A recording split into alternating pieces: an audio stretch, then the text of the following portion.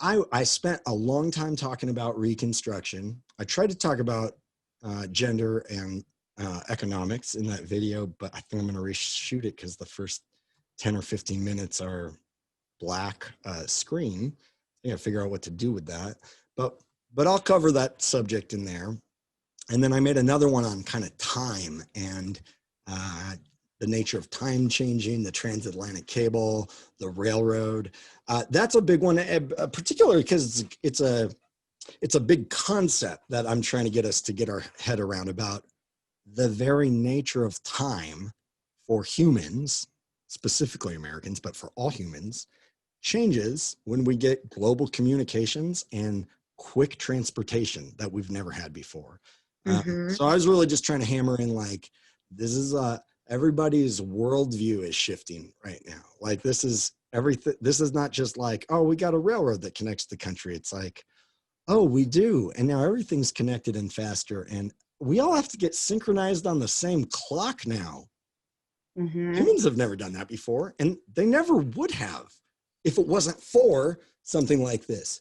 Humans would never get together and organize all of their health records and data and procedures and all that stuff together, all of humanity. But we're kind of having to right now because of the coronavirus, which is a product of industrialization. So all these viruses, all of the kind of new things that come out, they come because of industrialization. So the yellow Spanish flu that breaks out at the end of World War I, which you guys, I'm sure, have heard people talking about because it's this big global health pandemic that has a lot of similarities to. They had masks, like they had to wear masks. Right? Which I actually didn't know until this year. I knew all about the Spanish flu. I knew it was a big thing. Thousands, millions of people die. I didn't realize they'd all be wearing masks. And then I found pictures from 100 years ago of people being like, I ain't wearing no damn mask. The government can't tell me what to do. Like, okay, and people don't people change. got sick. No, they don't. And that's what I said. We're repeating like mistakes of the past. You would think that 2020 we've learned and we're like, okay, we don't want to go back to how this was or that was. And yet the 1960s with the civil rights is all back again. The Spanish flu is here. Well, it's now Corona. Yeah. And it's just like we're repeating.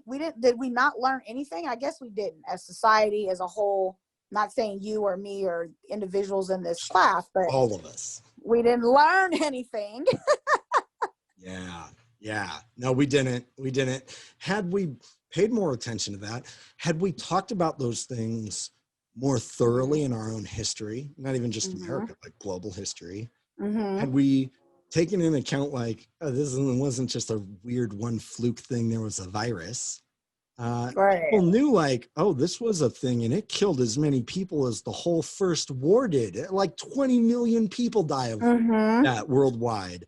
We should really be taking that into account, but it's kind of like, well, it's over. We got through it. Let's move on to the next thing. Right. And this is one of those things that I didn't understand until this year. People, at least a lot of this is speculation, but it's informed, it's like making an educated guess. But they say, look, what brought out that virus was the fact that, okay, troops are going into the jungle in all kinds of places in India, right? I don't think about that when I think of World War I, but oh yeah, I guess that is kind of an important place to Britain, and there'd be troops there, and the other kind of countries that are also in there, colonial, they all start fighting in those areas and control of those resources and stuff. And when you're trying to get more product to make tanks and planes and all those things, you have to go into new areas once you've used up all the resources you have there. So the mines that are like at the edge of the jungle, we push forward and go further in to get new stuff. But of course, humans get into where humans never go, and they get bit by a bat or get bit by another animal, or they eat some of those animals or whatever, and they bring out viruses that they didn't know existed, and they don't know that they have them. And and then being in a small contained area, because like the Spanish flu is not even originated from Spain. Right. It's so like the ships and stuff that they, like you said, going over to there in that contained area, and then no one wants to, have practice good hygiene. Right. That also, they're shaking hands, they're touching their eyes and they're coughing. And, you would know in the 80s and the 90s, they have like those little things that says cover your cough, Yeah. cover your sneeze. But people still just, you see walking around Walmart, hot chews, cough, and they don't cover it up and they don't care. And then they want to shake your hand and say, hey, how you doing? I know. I know. After they just literally pick their nose. It's so true. It's so true. Oh man. This thing right here, the 14th Amendment. I mean, read about it, watch the video. Watch this video here. This freedom of contract, liberty of contract idea. Okay. It is convoluted. It's hard to understand because it is all lawyers making legalese bullshit arguments to try to get money for corporations and bend the law to their own advantage. So it's intentionally hard to understand, the way, capitalists do when they make contracts and stuff. It's like, all right, I think I'm getting what's at here.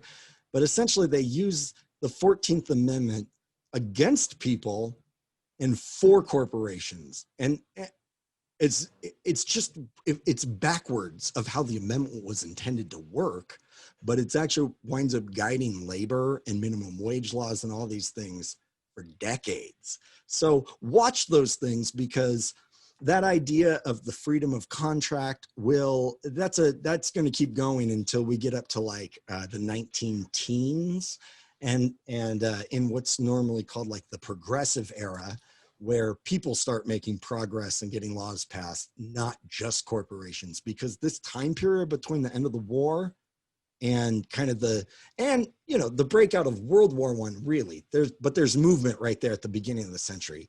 Humans, the people, Americans were getting a little bit more power against the big corporations. And some of that is the direct result of people like Theodore Roosevelt. Some of it's the result of grassroots movements and people moving there.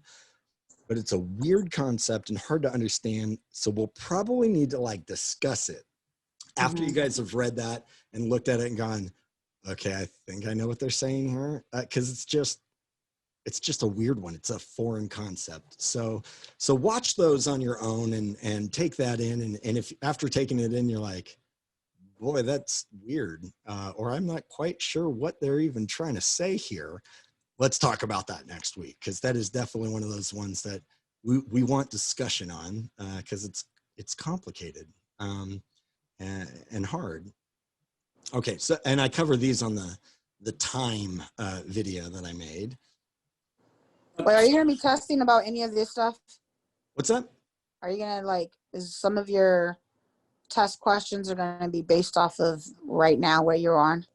What is this? Yes, yeah, on Satori, or like out of our Wednesday night recordings. Okay, cool.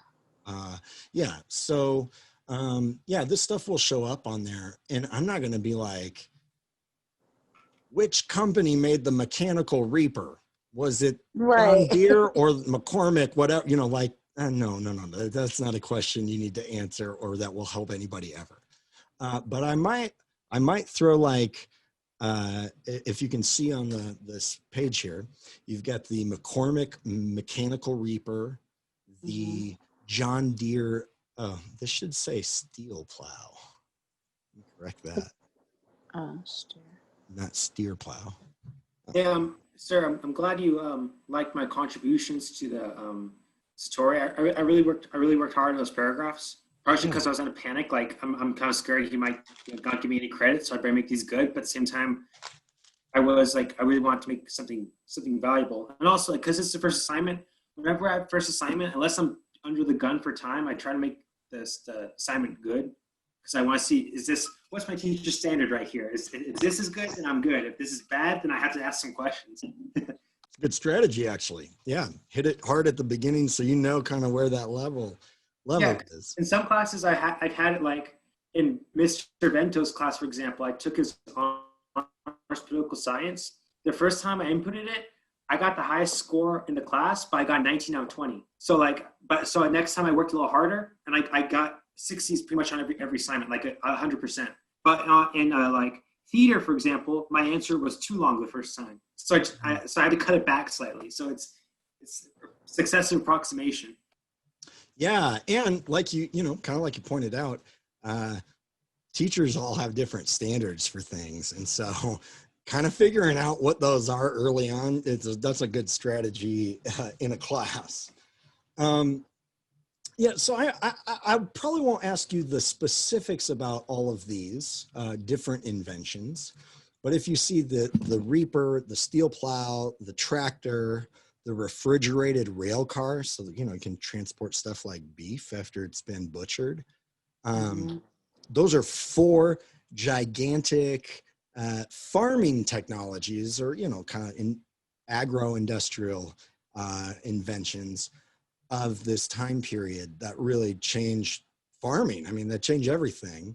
So I might have those 4 plus one more item in there.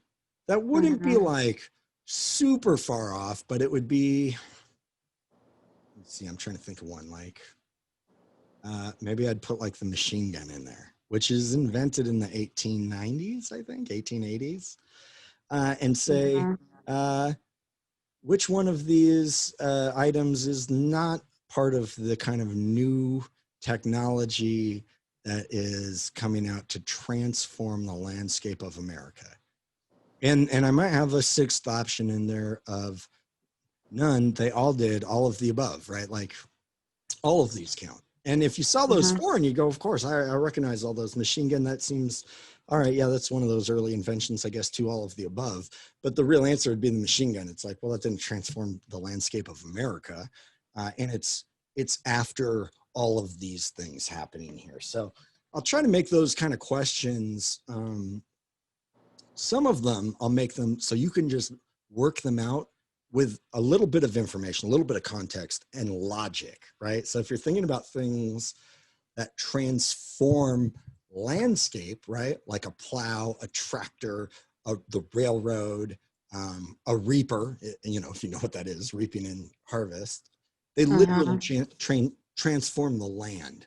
Machine guns don't do that. So you might just be able to work out, like, I can't remember when the machine gun was invented, but it doesn't even fit with the rest of these. I might make it a little bit more, like a little bit harder, a little bit more complicated. Like maybe I'd make the question about farming and farm technologies transforming America, and say, which one of these was the least important change for farmers in the 1870s and 80s? And maybe I'd put the telephone on there, and you go, that would be important for farmers, but like, it's not really going to change the way farming happens, right? It's not going to change their job, the industry, as much as something like a refrigerated rail car or a steel plow instead of the little old school, you know, ones that people were using before that. So not a hard question, not an overly complicated question, one that if you had read this and you know, there were notes that go into the notes section, and you know, okay, at this time there was all these new farming technologies and stuff. This one doesn't fit. This one seems out of place. That's, I want you to be able to answer test questions on that. I'd love it if it's an hour-long time test with 60 questions, which you probably won't have that many. That's a lot. Let's just say that though. I'd love for you guys to just blow through that and be done with the quiz in 20 minutes, right? Which, depending on how much you do retain, and some of us just retain more stuff than others. I can't help it. I have a fairly photographic memory, so I retain a lot of stuff. You could get through those questions pretty easily with just a little bit of information that you retain and kind of sifting through those things. I did not cover this item when I was talking about communism and capitalism, but I might if I remake that video, because this is all part of it, right? The economy is changing, people's lives are changing, and what I tried to point out I think it was in the economics video I made, is before the 19th century, almost didn't matter where you lived. certainly poor areas, even more so true, 90% of people are farmers, like everywhere. Pretty boring. Like, so farming changing and the nature of farming changing is way different in 1869 than if farming changed for us today.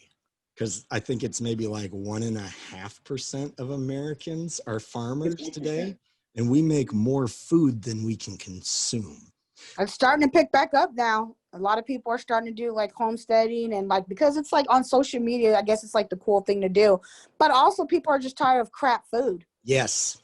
Yeah, they are. They want to grow organic vegetables that haven't been pumped through with pesticides, or like genetically modified vegetables, or animals that are pumped full of hormones and all kinds of other stuff that's bad for all of us to eat. Like, Americans are much taller today than we were 150 years ago. Some of that is because we are just eating more protein in general, so we grow bigger.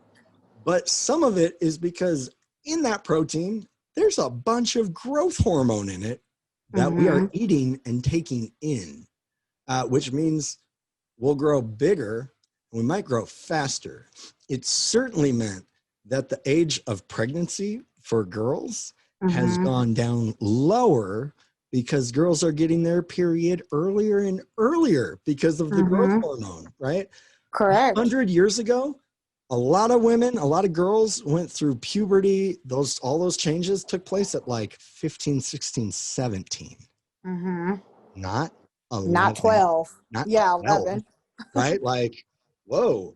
I remember reading, it was like, this is 10 years ago maybe, but a 9 or 8-year-old girl got pregnant in China, which there's so many things wrong with that sentence. I can't address it, but scientifically it's like, oh, that's abnormal for our biology, but we're changing our biology because of what we're taking in.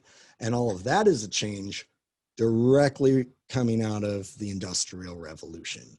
In another way, so in Vietnam, soldiers started to notice when an American would die, their body, go into rigor mortis or whatever dead bodies do, but it wouldn't start to smell horrible and really like begin decomposing until like a couple of days, maybe 3 days even, had passed.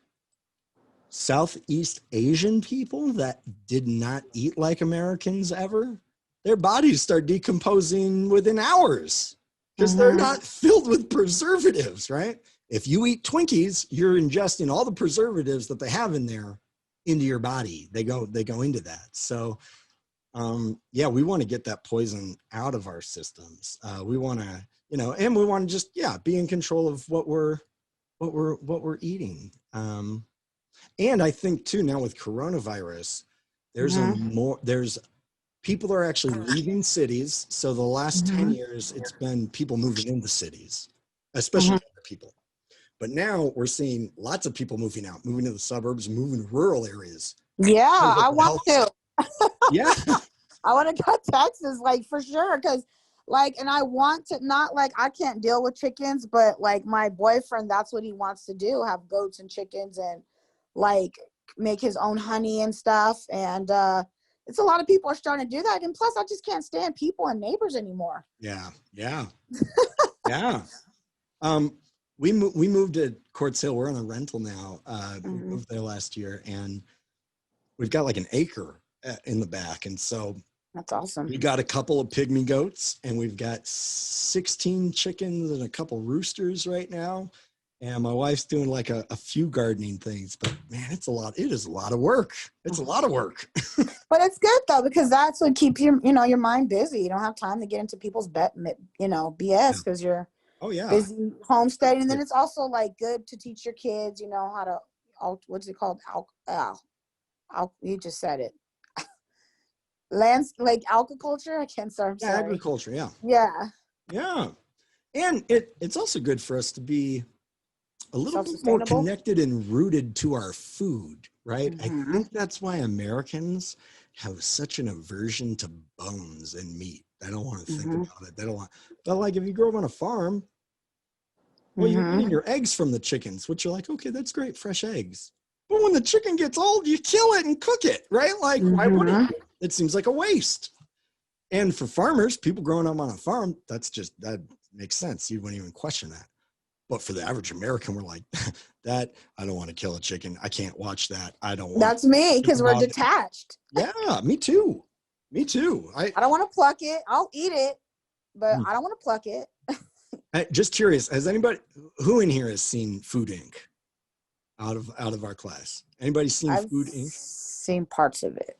Yeah, it's kind of old now. I think it's probably 12, 15 years old at this point, but it's great. It's a good documentary. It's a good documentary. It really just shows us how far we've changed and how disconnected we are from these practices and how inhumane and Mhm. unsustainable and horrible the practices we practice now to get chickens to get fatter and bigger quicker, and how we're treating them. Beef and all that. Oh, Yeah, it's such a disturbing film to watch because you're like, I don't want to eat anything for the rest of my life. I don't trust any food anywhere now. It's totally disturbing. But it's probably, we all need to be watching that because the government is not doing much to stop people like Monsanto and Tyson and these other huge, Cisco, these food conglomerates from making poison that they're giving to us and calling it okay and stamping it as right. a government. Like my niece, she when she lived in Tennessee, this is just like a side thing. She lived in Tennessee and she works for Popeyes. And she said that her particular branch, they would order so much chicken that the manager would, they would freeze it, obviously, but then it would get moldy. And my niece was like, and this is in the South, this is in Tennessee, he would make them cook it and serve it to people. And she said, I never ate the chicken from Popeyes out of that particular area because she's like, they're frying up moldy chicken because he doesn't want to waste it. You got to wonder how many other places are doing. That's not the only fast food Exactly. restaurant Oh, that's well, doing that. exactly. Well, exactly. And and you look at the food that's like organic and it's like way more money. Like you go to Trader Joe's or Whole Foods, it's like way more money than when you just get like a pack of, like an 8-pack for like $2.99 Right. at Winco or Stater Brothers. Because I'm thinking like, well, what's in the food? So much hormones in that piece of chicken or steroids. Yeah, and you're like, wait, a chicken should Mm-hmm. cost like to get a whole chicken ready to cook should not cost like $6. That seems too cheap, just for what it would cost to raise an animal. But not if you raise them in dark rooms and cages. They never ever leave. They never even stand up. You just pump them full of hormones so they grow way bigger than a regular chicken would, much quicker, and then kill them. And if you do that on a big giant industrial scale for hundreds of thousands of chickens every week, well, you can sell them that cheap, but a regular person can't. And regular farmers, regular animal husbandry people, regular restaurants that want to serve that food, they can't compete either because it's so much more expensive. Times scale. Yeah. So yeah, food. I'd recommend for you guys to watch Food Inc. It's very eye-opening and it's made well. Another one that I'd say, watch this because it's an enjoyable movie to watch, but it makes you go, oh my God, about McDonald's. I was gonna say that one. It's The Founder. Has anybody seen The Founder? Michael Keaton plays Ray Kroc, I think, in it. You saw that, Francis? Yeah. I think it's on Netflix still. It was, at least. It's really enjoyable, and it's a great historical film because it's fast paced. It's in the 50s. It's about a fast food restaurant. It's not like watching Schindler's List, right? Like that's a historical movie, but good God, like watch that one. Don't ever watch it again. It is hard to watch. I'd rewatch The Founder. It was enjoyable, but it was also eye-opening about changes to the food industry and just kind of what McDonald's is right now. Whoa. Yeah, so that's a recommendation. I think you guys Supersize Me too, as well. Supersize Me. Yeah, that was another one. Yeah, there's some big ones out there. Yeah. So yeah, I mean, we might not just necessarily even in here, because I do not believe I put the word. It doesn't look like the word industry or industrial revolution is in here. Oh, here it is, industrial revolution. Um, that's in there, so it lets you know right away. But even if that word wasn't in there, you should probably be able to pick up from context and things that are written here that this is a result of the industrial revolution that's happening everywhere. So connecting that, changes in farming and farm technology and our food, is all part of this way bigger circle that we call the industrial revolution. But this is like, if 90% of people were farmers, if 100% of people eat food, this is such a central thing. It's much bigger than you or me would assume it is, because we're all disconnected from that. And some of us out here might know a farmer or two, because we still live in a agricultural-ish area, right? When, sadly, a tear, no fair this year, which I'm saying, I love the fair. I know people hate it. Some people hate it. I love the fair. One of the reasons I love it, it kind of reminds me we're an agricultural community. I'm like, oh, look at all this stuff. I forgot we got, like, on the outside of everything, it's farmers, lots of farmers out here. But if we know, we might know one or two, but most of us don't know anybody that actually is a farmer. That's what they do for their, profession. So this might not even seem like that big of a deal, that important, like farming. I never think about farming's, but back then, this is like, it'd be like saying major changes to social networking and internet communications. It's like, well, that'd be a really big deal. That would affect everybody. That's clear for us to see and understand today, where people back then would go, that's crazy. And people 100 years ago, you remember when people did all those stupid social media apps and like, or they'll be sitting around a fire going, remember when we used to have electricity before the nuclear fallout? Like, one of those two things will happen. Yeah, Noah. Excuse me, Professor, this may be a bit of a technical question, but I still think it's on topic. You talk about how, like, at one point, like, pretty much everyone, 100% of the entire population was farmers. And today there's only 1%. Yeah. I researched that phenomena extensively. I've researched that at multiple levels of analysis. No, I really have. And I'm a really big econ nerd. I was reading economics books in middle school. Like, I'm a big nerd. And I love it.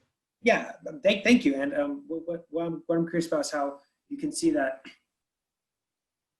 I've read this book by a guy named Robert Gordon. He's an economist, and it's called The Rise and Fall of Economic Growth. And I included some of the information I showed to you was from his works. And the thing is, he makes the case that economic growth from 1870 to 1970 was like what he calls now he doesn't say golden age, but he says that, like, it's the greatest period of economic growth ever, period. Yeah. The reason why is because he says we're all farmers for like a long, long time, forever, basically. But then basically the economy changes over time, and what happens is that our living conditions improve. And my example is, if I'm a farmer and I have a family of 10, a plate of food for each of us, we're still starving, but that's good. But if we increase productivity, so we each have 3 plates of food, that's a huge improvement in our living standards. Right. But the thing is, we don't need an infinite amount of food. So the thing is, our industries change. But here's the trick too. In manufacturing, we had a huge manufacturing boom for decades, basically. Mm-hmm. And that's why, like, in the 50s, you know how Trump has this mythology of, like, the few wants to bring back the 50s? Yeah. And that's actually what I'm going to talk to you about too. And the thing is, like, I heard a comment say, if you went to the kitchen in 1940, you'd be annoyed there was no internet, but you could survive in that kitchen because there's like a fridge, there's a stove, you can live in it. But if you went to 1870, you'd be like, I might as well be in a Chinese sweatshop. Yeah. You know, do you see? And the thing is, the reason why we went from manufacturing to services is because you don't need 10 refrigerators. You only need 1. Right. And if you have a lot of money, you can change it once every few years. And you need a stove, but you only need 1 stove. So do you see, like, how there's those paradigm shifts? Yeah. And so we're transferring away from manufacturing to services. And Robert Gordon, in his book, he has kind of a pessimistic conclusion, but it's actually a good conclusion for economists to remember, is how the biggest, since 1970, the best period of growth was in the 80s. No, the 90s with the dot-com boom. Yeah. And that's because there was a revolution in how we communicate and how we use technology to analyze things. But that's not the same as adding a kitchen or like adding a stove.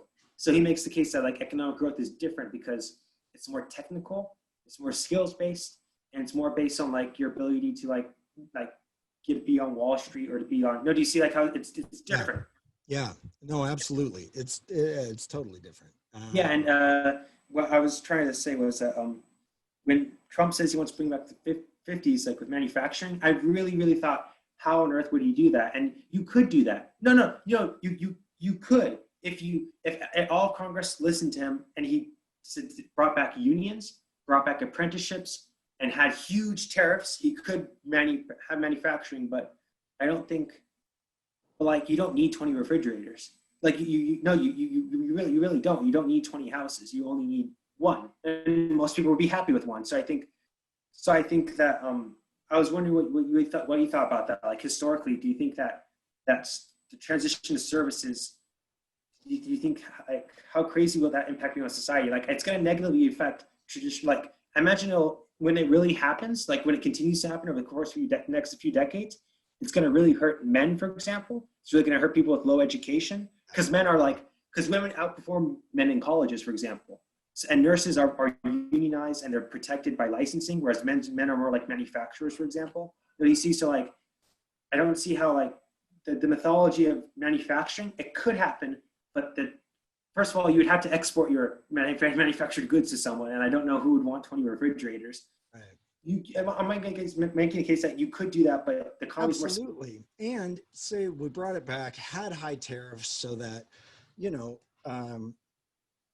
we'll use refrigerators, right? Like we could do that. We could manufacture them here, and it would be good for our economy in the sense of all of those low skill, low education jobs, like manufacturing jobs, right? Like building refrigerators or like being on the assembly line at General Motors. Well, you could right out of high school, go get a job there. It'd be pretty decent. Within a few years, you're making a full, totally normal middle-class income. And you can just work that job, and it's not something you have to think about or worry about. But you have to have a union and an apprenticeship. That's what they do.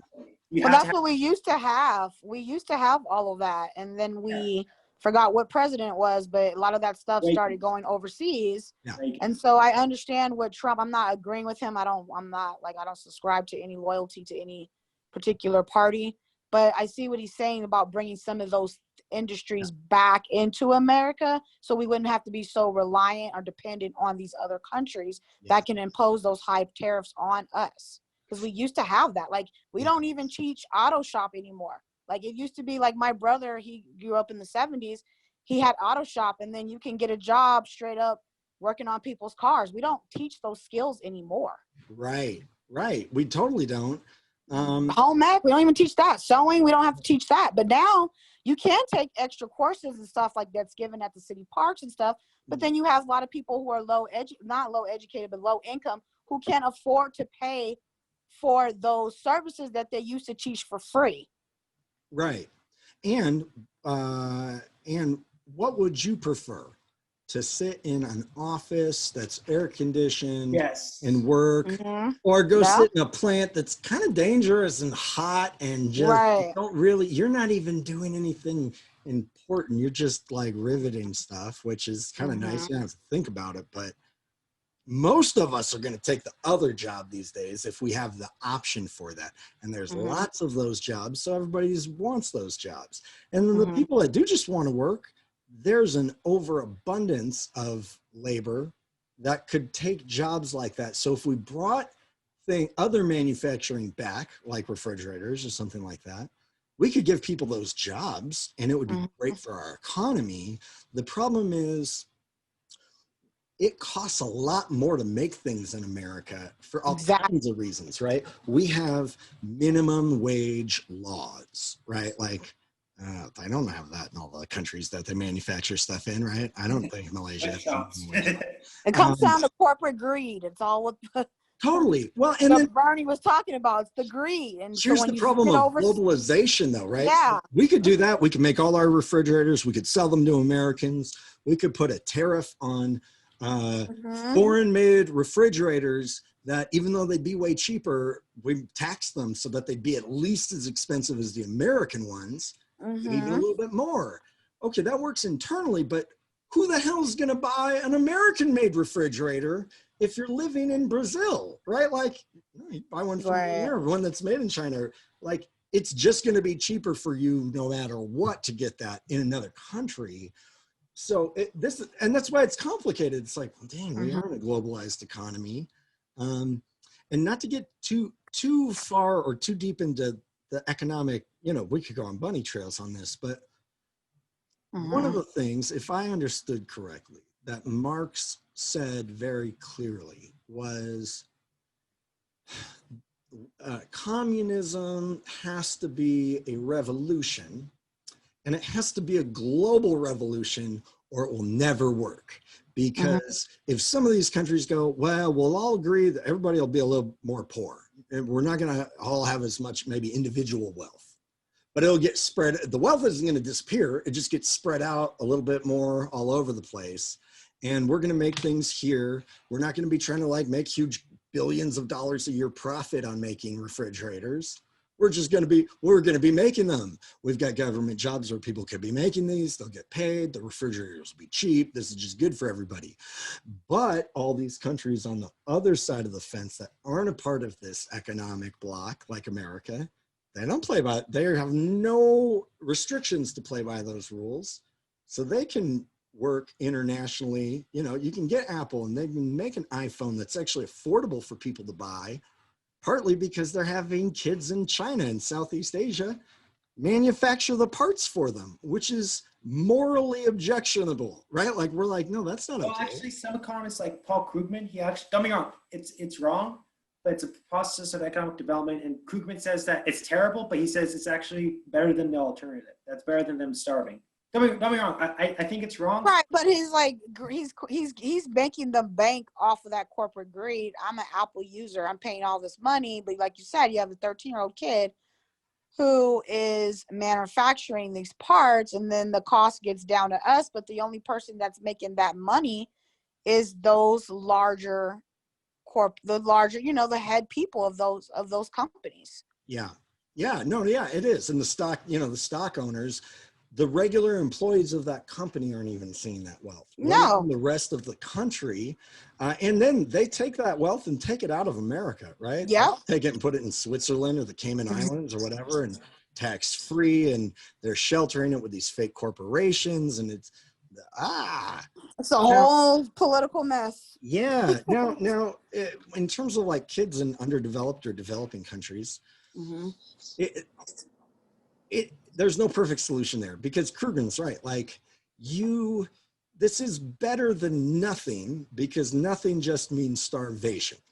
And in an older economy, all those kids were working anyways. They didn't go to school. They just worked on the farm with mom and dad. That's what they were doing. Now they can go do this and make money over here. But Oh, but also, like, on that topic, I researched for a long time because I noticed everyone says it's wrong, but economists, like, they whisper to each other, it's actually a good thing. And I was like, well, how does that work? And the thing is, it's twofold. One, foreign aid, which is probably the best alternative. It just means corruption. Because if we give money to the Chinese, are they really going to spend it on the kids, or are they going to just put it in their pockets? Like, they're just going to use it for their own purposes. And two, if we don't give that Chinese kid in the sweatshop his job, he's just going to become a prostitute, or he's just going to starve on a farm, or I'm serious. Like I said, I try not to defend it too much in public, because I've defended it once or twice in public, and I didn't get lynched, but people gave me dirty looks. Oh yeah. No. So I try to be cautious about it, but I do think that it's one of those situations where it's the least worst option. Yeah.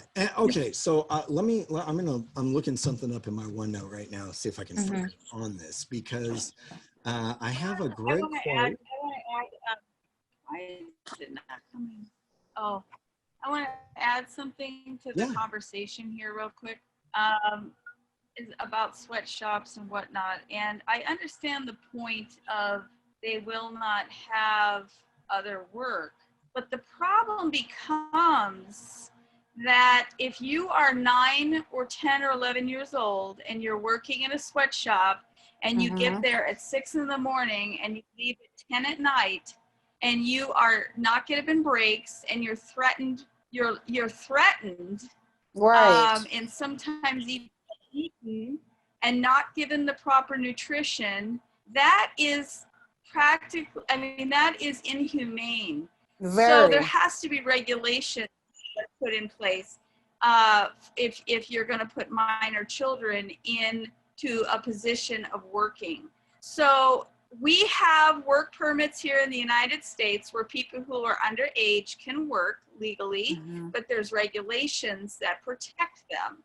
And so without protecting the children who are working in the sweatshops, we are purchasing items that are made in foreign countries, in Indonesia, China, the Philippines, India, all these countries where these children are being exploited, victimized, yeah, exploited, exactly, for big companies like Apple, okay, Jordan, who sells their cell phones for $2,000 and $3,000 and probably make them for $50.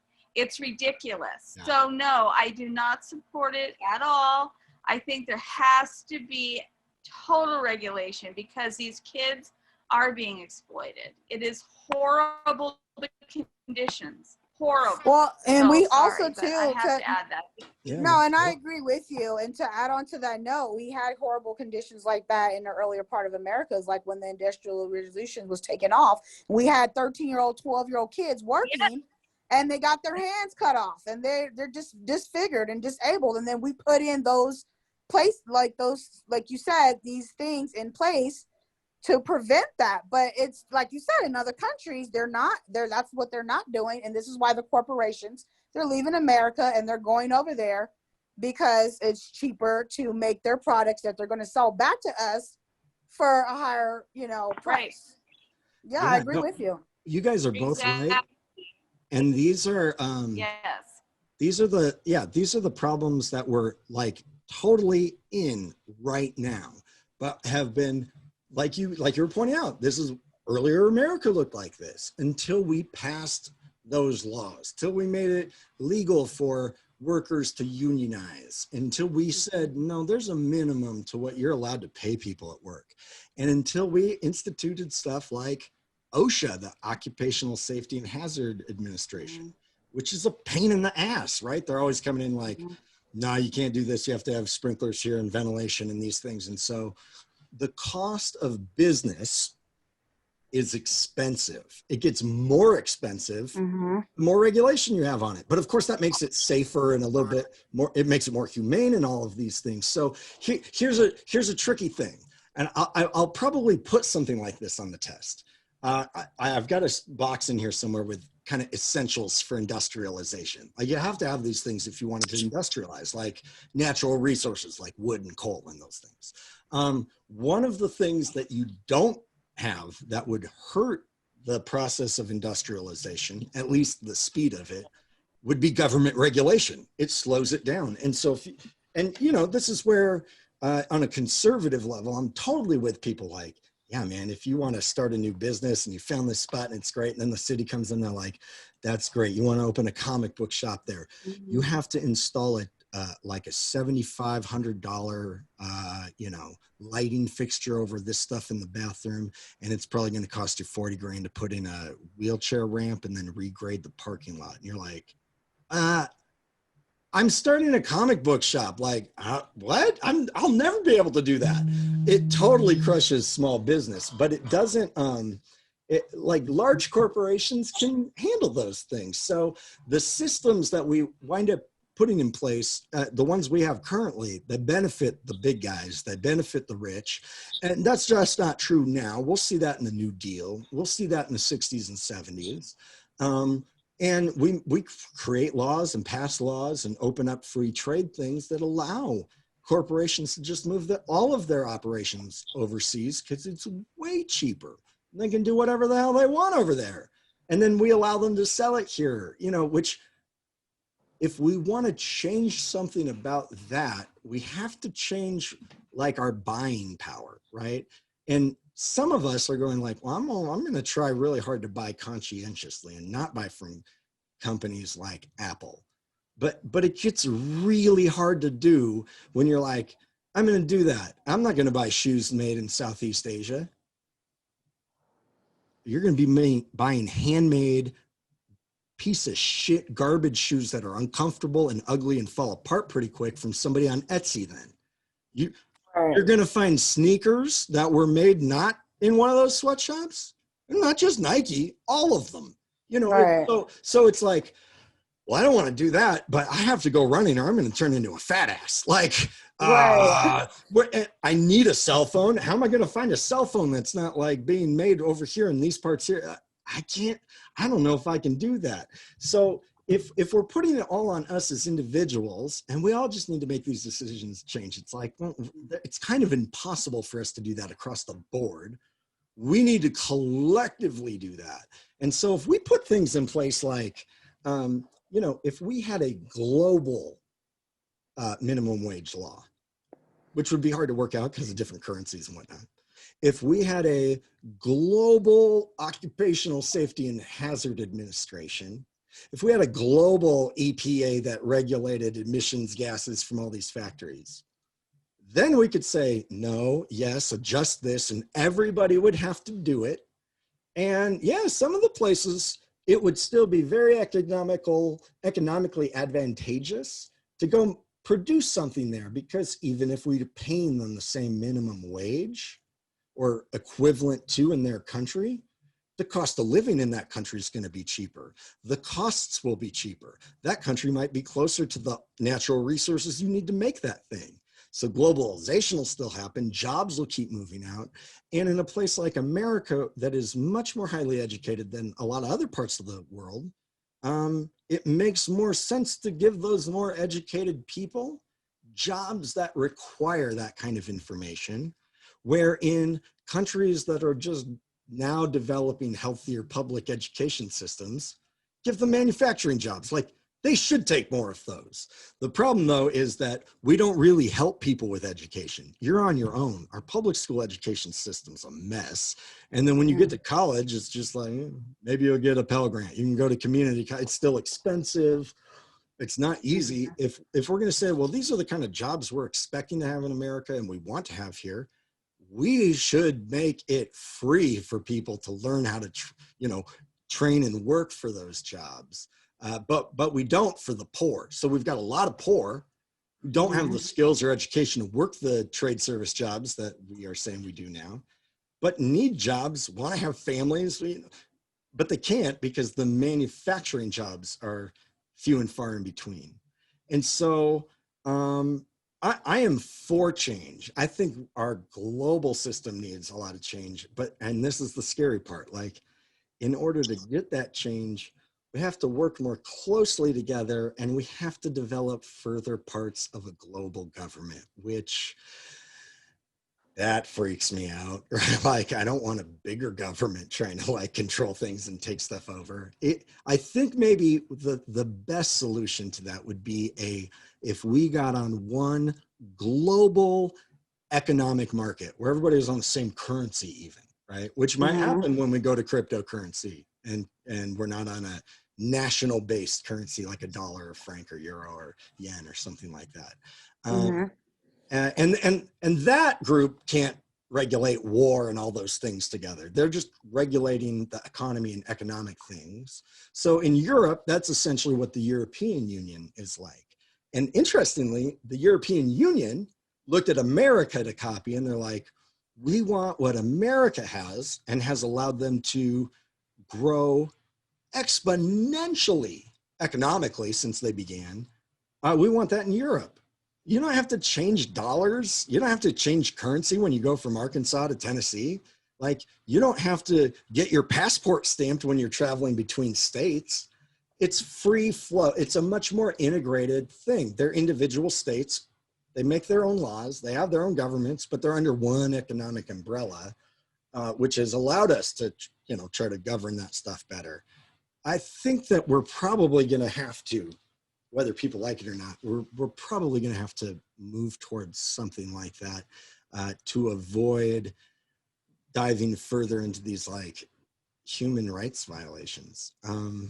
We're at time. I want to close by just reading a short interview from, this is from Parliament. So the British Parliament decided to look into this problem 200 years ago, like 1830, because they're the first to really industrialize. And so much like in these underdeveloped countries, kids that would normally work on a farm and be productive and contributing to the family, once you're not a farmer anymore, your children are not an economic blessing to you. They are an economic liability. Unless you got your kids in commercials when they're real young, they're not bringing in money for the family. They just cost you more. So the more kids you have in an industrialized world, the poorer you're going to be. That's the opposite in an agricultural world. So now families that have these kids, they're costing them more. The kids actually are more expensive, and they're going to school. All these extra expenses are coming with it. And you're working not on a farm now. You're in a job. You're in a job. You're in a factory. Maybe even a white collar job. If you're a man. But most of those jobs are not enough to actually pay a living wage, and so women have to work as well. And this is where you get a dual income, which all humans have always had a dual income that were in families. It was called the family farm, and the kids produced to it too. So women now have to go to work as well as the men in order to meet the basic bills, which means you've got all your children now are left totally alone. They're left totally feral. Nobody's looking at them. And if you lived on a farm and the oldest kid was 10 or 12 or 14, that's not a big deal. They can work on the farm while you're gone. But if you live in a city and you don't have maybe extended family that lives anywhere near, they're literally just on their own. And if you're really poor and both parents are working and you still can't make the bills, which is true for most people, your kids go to work too at an early age, the same age they would on a farm, 5, 6, 7. Yeah, we had 6-year-olds working in factories. So Parliament is getting complaints about this. They're noticing like, oh, bad things are starting to develop in our society that weren't here before. And they start a commission. It's called the Sadler Commission. And they go around, they interview people that are looking into this. And so I'm going to read you a short interview, and the language is 200 years old. So, it's a little foreign, but Sadler Commission on Child Labor during 1832. Mr. Matthew Crabtree called in and examined. What age are you? 22. What is your occupation? A blanket manufacturer. Have you ever been employed in a factory? Yes. At what age did you first go to one? 8. How long did you continue in that occupation? 4 years. So here's somebody who worked from the ages 8 until 12 in a factory. And then they say, will you state the hours of your labor at the period when you first went to the factory in ordinary times? So an ordinary day for an 8-year-old in a factory started at 6 in the morning and ended at 8 p.m. That's a regular day in a factory. 14 hours, they say? Yes. What were the intervals for refreshment and rest? An hour at noon. So they got an hour lunch break. Yay. When trade was brisk, what were your hours? From 5 in the morning until 9 in the evening. 16 hours? Yes. With what intervals for dinner? An hour. Okay. How far did you live from the mill? About 2 miles. This is before railroads and cars, right? 2 miles away. Was there any time allowed for you to get your breakfast in the mill? No. Did you take it before you left home? Generally. Do those long hours of labor, during those long hours of labor, could you be punctual? How did you awake? Nobody's got alarm clocks. There's no clocks. People don't even have, not a thing. So he says, I seldom did awake spontaneously. I was most generally awoke or lifted out of bed, sometimes asleep, by my parents. Were you always in time? No. What was the consequence if you'd been too late? I was most commonly beaten. Severely? Very severely, I thought. In those mills, is chastisement towards the latter part of the day going on perpetually? And he answers, perpetually. So that you can hardly hear, so that you could hardly be in a mill without hearing constant crying? Never an hour, I believe. Do you think that the overlooker were naturally a humane person, it would still be found necessary for him to beat the children in order to keep up their attention and vigilance at the termination of those extraordinary dates of labor? Yes. The machines, think about that, machines. Humans weren't working with machines like this a decade before this, 2 decades before this. Yes, the machines turns off regular quantity of cardings. And of course, they must be kept as regularly as the work the whole day. They must keep with the machine, and therefore, however humane the slubber, the overlooker, may be, as he must keep up with the machine or be found fault with, he spurs the children to keep up also by various means, but that which he commonly resorts to is to strap them when they become drowsy. So you're working 16-hour days at 8 or 9 years old and you're having a hard time staying focused. He comes by and belts you. At that time, were you beaten for not keeping up with your work? Were you anxious to have done it if possibly could? Oh yes. The dread of being beaten if we could not keep up with our work was a sufficient impulse to keep us to it if we could. When you got home at night after this labor, did you feel much fatigued? Oh, very much so. Had you any time to be with your parents and receive instruction from them? No. What did you do? All that we did when we got home was to get the little bit of supper that was provided for us and go to bed immediately. If the supper had not been ready directly, we should have gone to sleep while it was preparing. Did you not as a child feel it was a grievous hardship to be roused so soon in the morning? I did. Were the rest of the children similar circumstance? Yes, all of them, but they were not all of them so far from the work as I.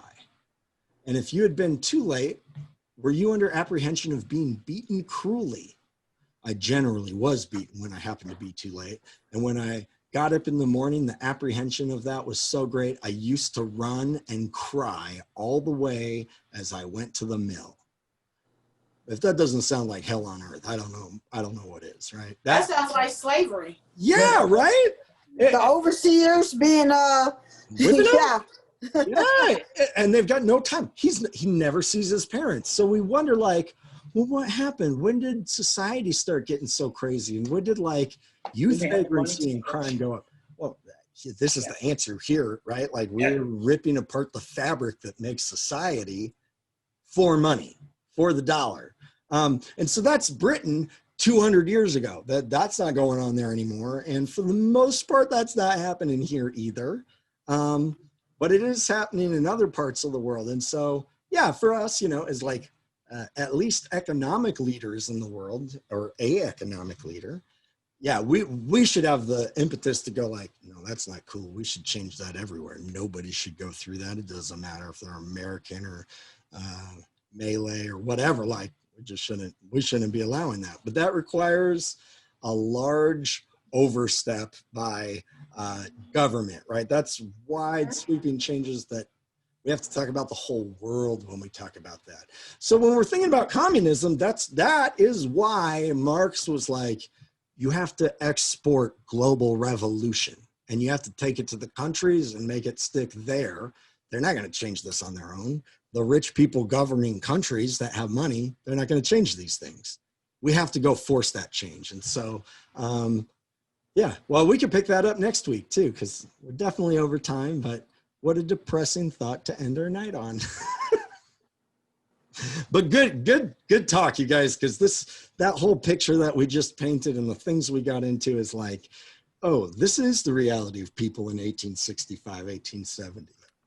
Okay, cool. I got to take that in mind. People were farmers. All right, this is a different world than the one I'm in.